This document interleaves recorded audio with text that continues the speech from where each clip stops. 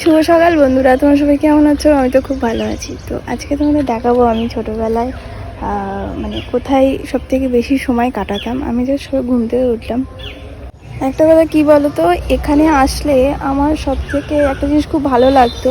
আমি জানি না তোমরা শুনতে পাচ্ছ কি না, এখানে বিভিন্ন রকম পাখির আওয়াজ। ঠিক আছে, আমি পাখি খুব পছন্দ করি।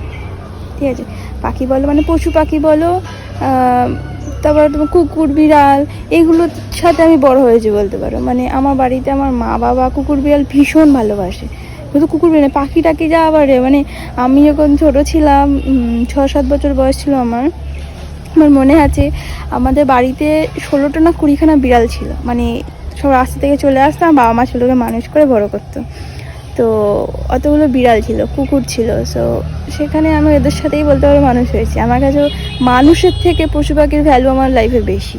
ঠিক আছে, আমার ওই বলে না জ্যান্ত পুতুল নিয়ে খেলা অভ্যাস, মানে জ্যান্ত পুতুল মিনস ওই কুকুর বিড়াল নিয়ে খেলে অভ্যস্ত। তো এখানে আসলে আমার ওই দিনগুলোর কথা খুব মনে পড়ে। আর আর এই জায়গাগুলো তো তোমাদের বললাম আগের ব্লগে, এই গাছগুলো এখন এই জায়গাগুলো ভীষণ নোংরা। তো আগে এগুলো খুব পরিষ্কার পরিচ্ছন্ন ছিল।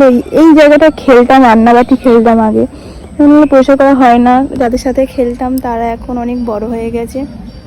তো ওরা যে যার লাইফে বিজি, সবাই সবার লাইফে বিজি, সবাই জব করছে, কেউ পড়াশুনো করছে, কেউ সরকারি চাকরির জন্য প্রিপারেশান নিচ্ছে। অ্যান্ড আমি তো ওই ব্লগিং অ্যান্ড বিজনেস নিয়ে খাটাখাটি করছি। এখন জানি না ফিউচার কি, বাট ঠিক আছে।